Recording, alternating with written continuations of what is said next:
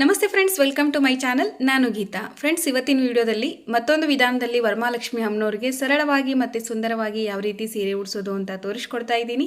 ಬನ್ನಿ ಹಾಗಾದರೆ ವಿಡಿಯೋನ ಶುರು ಮಾಡೋಣ. ಅದಕ್ಕೂ ಮುಂಚೆ ನೀವು ನನ್ನ ಚಾನಲ್ಗೆ ಸಬ್ಸ್ಕ್ರೈಬ್ ಮಾಡ್ಕೊಂಡಿಲ್ಲ ಅಂದರೆ ಸಬ್ಸ್ಕ್ರೈಬ್ ಮಾಡ್ಕೊಂಡ್ಬಿಟ್ಟು ವಿಡಿಯೋನ ಸ್ಟಾರ್ಟ್ ಮಾಡಿ. ನೋಡಿ, ಮೊದಲು ಸೀರೆನ ಈ ರೀತಿ ಕಂಪ್ಲೀಟಾಗಿ ಓಪನ್ ಮಾಡ್ಕೊಂಡಿದ್ದೀನಿ. ಸೀರೆಯ ಒಳಪದರು ಅಂದರೆ ಸೀರೆಯ ಸ್ಟಾರ್ಟಿಂಗ್ ಪಾಯಿಂಟ್ ಏನಿರುತ್ತೆ ನೋಡಿ, ಅಲ್ಲಿಂದ ಪ್ಲೀಟ್ಸ್ಗಳನ್ನು ಮಾಡ್ಕೊಳ್ತಾ ಬರ್ತಾ ಇದ್ದೀನಿ. ಒಂದು 8ರಿಂದ 10 ಪ್ಲೀಟ್ಸ್ಗಳಾದಮೇಲೆ ನಿಮಗೆ ಹಿಡಿಯೋದಕ್ಕೆ ಕಷ್ಟ ಆಗುತ್ತೆ. ಅದಕ್ಕೋಸ್ಕರ ಅವನ್ನೆಲ್ಲ ಒಂದು 8ರಿಂದ 10 ಪ್ಲೀಟ್ಸ್ಗಳಾದಮೇಲೆ ನೀವು ಈ ರೀತಿ ಬಿಟ್ಬಿಟ್ಟು ಅಲ್ಲಿ ನೀಟಾಗಿ ಪ್ಲೀಟ್ಸ್ಗಳನ್ನು ಜೋಡಿಸ್ಕೋಬೇಕು. ಹೈಟು ಹೆಚ್ಚು ಕಡಿಮೆ ಆಗಬಾರ್ದು, ಕರೆಕ್ಟಾಗಿ ಬರಬೇಕು. ಅಂದಾಗ ನಮ್ಮದು ಸಾರಿ ಡ್ರೇಪಿಂಗ್ ಫಿನಿಶಿಂಗ್ ಏನಿದೆ ನೋಡಿ, ಅದು ತುಂಬ ಚೆನ್ನಾಗಿ ಬರುತ್ತೆ. ನೋಡಿ, ಈ ರೀತಿ ಜೋಡಿಸ್ಕೊಂಡ್ಬಿಟ್ಟು ಅಲ್ಲಿ ಒಂದು ಬಟ್ಟೆ ಕ್ಲಿಪ್ಪನ್ನು ಹಾಕ್ಕೊಂಡಿದ್ದೀನಿ. ಇವಾಗ ಮಿಡಲಿನೂ ಅಷ್ಟೇ ಕೆಲವೊಂದು ನೆರಿಗೆಗಳು ಒಳಗಡೆ ಜಾರಿರುತ್ತೆ, ಅದನ್ನೆಲ್ಲ ನೀಟಾಗಿ ಹಿಡಿದ್ಬಿಟ್ಟು ಕ್ಲಿಪ್ ಹಾಕ್ಕೊಳ್ಳಿ. ಅಲ್ಲಿನೂ ಕೂಡ ಈ ಕಡೆ ಎಂಡಲ್ಲಿನೂ ಕೂಡ ಅದೇ ರೀತಿ ಕ್ಲಿಪ್ ಹಾಕ್ಕೊಳ್ಳಿ. ಇಲ್ಲಿ 4ರಿಂದ 5 ಇಂಚಿನಷ್ಟು ಅಗಲ ಆಗುವಷ್ಟು ಪ್ಲೀಟ್ಸ್ಗಳನ್ನು ಮಾಡ್ಕೊಂಡಿದ್ದೀನಿ ನಾನಿಲ್ಲಿ. ಅಂದರೆ ಪ್ಲೀಟ್ಸ್ಗಳು ಜಾಸ್ತಿ ಆದಷ್ಟು ಸಾರಿ ಡ್ರೇಪಿಂಗನ್ನು ಮಾಡಿದಾಗ ಅದು ನೋಡಲಿಕ್ಕೆ ತುಂಬ ಚೆನ್ನಾಗಿ ಕಾಣಿಸುತ್ತೆ. ಇವಾಗ ಮತ್ತೆ ಪ್ಲೀಟ್ಸ್ಗಳನ್ನು ಕಂಟಿನ್ಯೂ ಮಾಡ್ತಾ ಇದ್ದೀನಿ.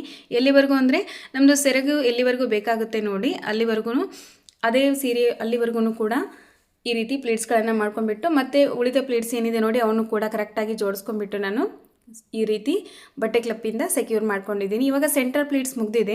ಸೀರೆಯ ಸೆರಗನ್ನು ರೆಡಿ ಮಾಡ್ಕೊಳ್ತಾ ಇದ್ದೀನಿ. ಅದನ್ನು ಅಷ್ಟೇ ಕಂಪ್ಲೀಟಾಗಿ ಓಪನ್ ಮಾಡ್ಕೊಂಡ್ಬಿಟ್ಟು ಸೀರೆಯ ಬಾರ್ಡರ್ ಏನಿದೆ ನೋಡಿ ಅಷ್ಟೇ ಫಸ್ಟ್ ಪ್ಲೀಟನ್ನು ಮಾಡಿಕೊಂಡು ಉಳಿದಿದ್ದ ಪಾರ್ಟ್ ಏನಿದೆ ನೋಡಿ ಈ ರೀತಿ ಪ್ಲೀಟ್ಸ್ಗಳನ್ನು ಮಾಡ್ಕೊಳ್ತಾ ಬನ್ನಿ.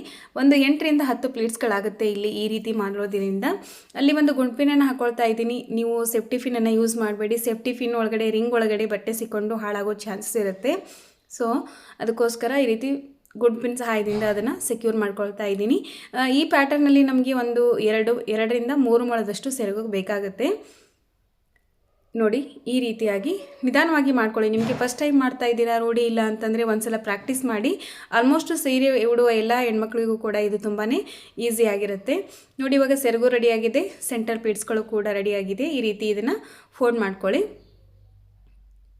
ಫೋಲ್ಡ್ ಮಾಡ್ಕೊಂಡಾದಮೇಲೆ ಇವಾಗ ಫೋಲ್ಡಿಂಗ್ ಆಯಿತು, ಯಾವ ರೀತಿ ಡ್ರೇಪ್ ಮಾಡೋದು ಅಂತ ನೋಡೋಣ. ಫಸ್ಟು ಈ ರೀತಿ ಪೀಠನ ಇಟ್ಕೊಂಡಿದ್ದೀನಿ. ಇದ್ರ ಮೇಲ್ಗಡೆ ನೀವು ರಂಗೋಲಿನ ಹಾಕೋಬೇಕಾಗತ್ತೆ. ಒಂದು ತಟ್ಟೆಯಲ್ಲಿ ಅಕ್ಕಿ ಹಾಕ್ಕೊಂಡು ಇಟ್ಕೊಂಡಿದ್ದೀನಿ. ನಾನಿಲ್ಲಿ ಬಿಂದಿಗೆನ ಇಟ್ಕೊಂಡಿದ್ದೀನಿ. ಈ ಬಿಂದಿಗೆಗೆ ನೀರು ಹಾಕ್ಕೊಳ್ತಾ ಇದ್ದೀನಿ. ಮೊದಲು ಸೆರಗನ್ನು ಈ ರೀತಿ ಹಿಂದೆ ಇಟ್ಕೊಳ್ಳಿ. ಸೀರೆ ಏನಿದೆ ನೋಡಿ ಎರಡೂ ಕಡೆ ಸಮನಾಗಿ ಬರೋ ಹಾಗೆ ಈ ರೀತಿ ಹಾಕ್ಕೊಳ್ಳಿ. ಪ್ಲೀಟ್ಸ್ ಏನಿದೆ ನೋಡಿ ನಮ್ಮದು ಸೆಂಟರ್ ಪ್ಲೀಟ್ಸ್ಗಳು ಮೊದಲನೇ ಪ್ಲೀಟ್ ಏನಿದೆ ನೋಡಿ ಅದರದ್ದು ಮುಖ ಕೆಳಗಡೆ ಬರಬೇಕು. ಅಂದಾಗ ಮಾತ್ರ ಇದು ಕರೆಕ್ಟಾಗಿ ಬರುತ್ತೆ. ನೀವೇನಾದರೂ ಅದನ್ನು ಮೇಲ್ಗಡೆ ತೊಗೊಂಡ್ರೆ ಸೀರೆ ಡ್ರಾಪಿಂಗನ್ನು ಮಾಡಲಿಕ್ಕೆ ಬರೋದಿಲ್ಲ, ಅದು ಚೆನ್ನಾಗಿ ಕಾಣಿಸೋದೂ ಇಲ್ಲ ಕೂಡ. ನಿಮಗೆ ಕನ್ಫ್ಯೂಸ್ ಆಗಿಬಿಡುತ್ತೆ ಹೆಂಗೇಕಾಯಿತು ಅಂತೇಳಿ. ಎರಡೂ ಕಡೆ ಹಾಕ್ಕೊಂಡ್ಬಿಟ್ಟು ಕರೆಕ್ಟಾಗಿ ಬರೋ ರೀತಿ ಇದನ್ನು ನೋಡ್ಕೊಳ್ಳಿ.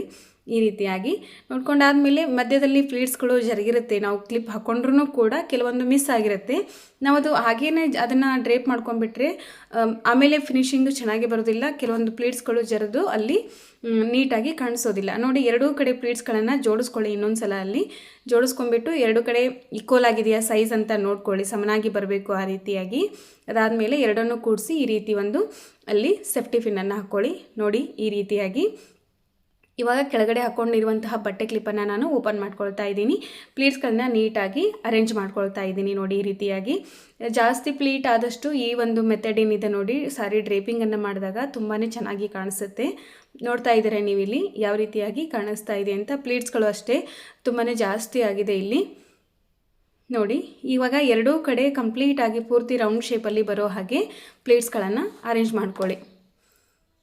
ನಿಮಗೆ ಯಾವ ರೀತಿ ಸಾರಿ ಡ್ರೇಪಿಂಗ್ ಬೇಕು ಅನ್ನೋದನ್ನು ಕಮೆಂಟ್ ಬಾಕ್ಸ್ನಲ್ಲಿ ಕಮೆಂಟ್ ಮಾಡಿ, ನಾನು ಖಂಡಿತ ತೋರಿಸ್ತೀನಿ. ನಾನು ಆಲ್ರೆಡಿ ಸುಮಾರು ವಿಡಿಯೋಗಳನ್ನು ಅಪ್ಲೋಡ್ ಮಾಡಿದ್ದೀನಿ ಚಾನಲಲ್ಲಿ.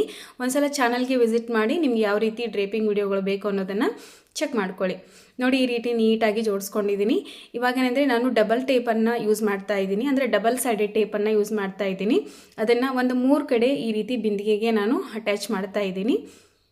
ನೋಡಿ, ಈ ರೀತಿಯಾಗಿ ಇದ್ರ ಮೇಲ್ಗಡೆ ನಾನು ಇನ್ನೊಂದು ಚಿಕ್ಕದಾಗಿರೋ ಒಂದು ಕಳಶನ ಇಡ್ತಾ ಇದ್ದೀನಿ. ಅದನ್ನು ಕೂಡ ಅಷ್ಟೇ ಕರೆಕ್ಟಾಗಿ ಇಟ್ಕೊಳ್ಳಿ. ಒಂದ್ಸಲ ಇಟ್ಕೊಂಡ್ರೆ ಅದು ಬೇಗ ಬಿಡೋದಿಲ್ಲ. ಅದಕ್ಕೋಸ್ಕರ ಇಟ್ಬಿಟ್ಟು ಈ ರೀತಿ ಸ್ವಲ್ಪ ಪ್ರೆಸ್ ಮಾಡಿ ಅದನ್ನು. ನಂತರ ಸೆರಗನ್ನು ಈ ರೀತಿ ತೊಗೊಂಡ್ಬಿಟ್ಟು ನಿಧಾನವಾಗಿ ನಮ್ಮದು ಮುಂದಿಗಡೆಯಿಂದ ತೊಗೊಂಡ್ಬಿಟ್ಟು ಎಡಗಡೆಯ ಶೋಲ್ಡರ್ ಮೇಲೆ ಈ ರೀತಿ ಹಾಕ್ಕೊಳ್ಳಿ. ಅಲ್ಲಿ ರಿಂಕಲ್ಸ್ ಇರುತ್ತಲ್ಲ ಅದನ್ನು ನೀಟಾಗಿ ಜೋಡಣೆ ಮಾಡ್ಕೊಳ್ಳಿ.